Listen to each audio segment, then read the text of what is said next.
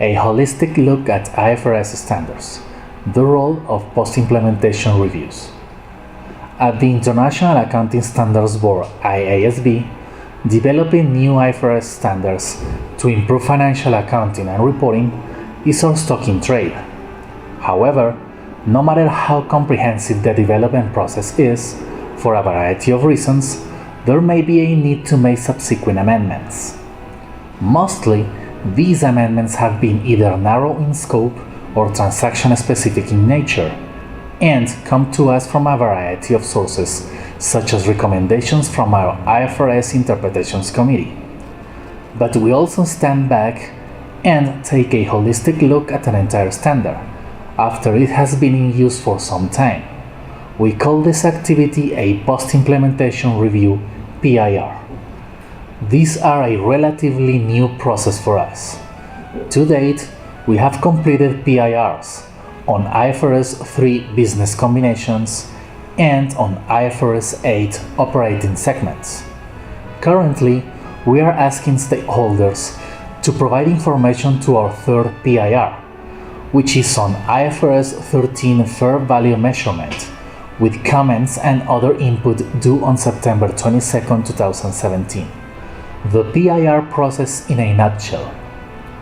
The board's due process handbook outlines why, when, and how we conduct PIRs. First, let's be clear. A PIR is not intended to be a cover-to-cover reconsideration of the entire underlying standard. It starts with an initial assessment of how well the new standard is performing in practice, and includes outreach to the board's consultative network. Whilst not reopening their standard, we look at a number of things, including: have the standard's objectives been achieved? Are the board's requirements on the most difficult or conscientious issues performing as intended? Have new issues emerged since the standard was issued? Are the compliance costs consistent with expectations? After the initial assessment, the board may determine no additional research is necessary. However, if important issues are identified, we then publish a formal request for information (RFI) seeking input on specific topics from any interested constituent. After the RFI responses are analyzed, the board then determines the next steps, which could range from standard setting to a conclusion that no additional work is necessary. For example, our PIR on IFRS 3 business combinations identified important challenges with its definition of a business and in evaluating goodwill for potential impairment. On the first issue, we are near finalization of a revised definition of a business, and on the second, we are deep into a research project on the subsequent accounting for acquired goodwill, including potential improvements to our impairment testing requirements. The possible outcomes of the process are summarized as follows. As noted, a possible outcome, even if potential improvements have been identified, is that we make no changes to the standard. This is because our constituents also want a stable financial reporting platform, and minor changes may not pass the cost-benefit test. Processing minor changes still consumes a significant amount of both constituents' time and the board's time. If we choose not to amend the standard, we will nonetheless have to ask ourselves the question: should we take some other action instead? Although issuing educational materials is not a substitute for standard setting, maybe it is the most useful outcome of a PIR. In some cases, for example, if we conclude that the standard is clear but perhaps is not well understood. In the big picture, why are PIRs so important? Maintaining the continuing relevance of IFRS standards is critical, and we are committed to keeping existing standards as current and operational as possible. Historically, standard setting always had processes to address situational questions, but did not include sunset reviews or an overall look back at how well an entire standard is operating. Thus, introducing our PIR process was a much needed development. The standards we issue typically involve very complex issues of material importance to sizable constituencies. When an issue is complex, there are usually a number of reasonably plausible solutions from which the board needs to choose.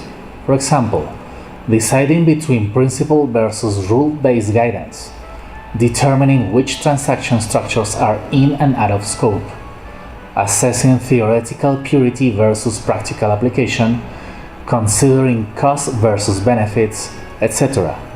A final standard may contain dozens of individual decisions. To make the best decisions, rely on extensive outreach, including input from perhaps hundreds of organizations and individuals through common letters and meetings, education sessions, fatal flaw reviews of near final standards, and more. One may ask, isn't this sufficient? Mostly it is, but field testing during development is not a substitute for real-life application experience. Rarely do more than a few hundred people and companies actively participate in our standard-setting projects. In contrast, it will be tens of thousands of companies in more than 125 jurisdictions which actually apply new IFRS standards, and this is where any unforeseen issues with a standard usually become apparent. Unforeseen issues could include, for example, the standard is not achieving its stated objectives. It is proving more difficult or costly to implement than expected. It is not providing sufficient or unambiguous guidance on certain matters. New transaction types have emerged since the standard was finalized, etc. Therefore, the goal of a PIR, conducted relatively early in a new standard's operational life, is to take stock of what is and what is not working effectively. A PIR concludes with a feedback statement. With the PIR's findings in hand, the board will then decide how it wishes to address any issues the PIR has identified, perform additional research, proceed to standard setting, or develop educational material. Of course, if any of the identified issues are not considered sufficiently important, the board could decide that no further action is necessary. We know from experience that established practices and procedures become progressively more difficult to change over time, and thus the financial statements in which they are reported become less relevant and provide a less faithful representation if our standards are not working as we had intended. This is why PIRs are so critical to the long-term effectiveness of IFRS standards.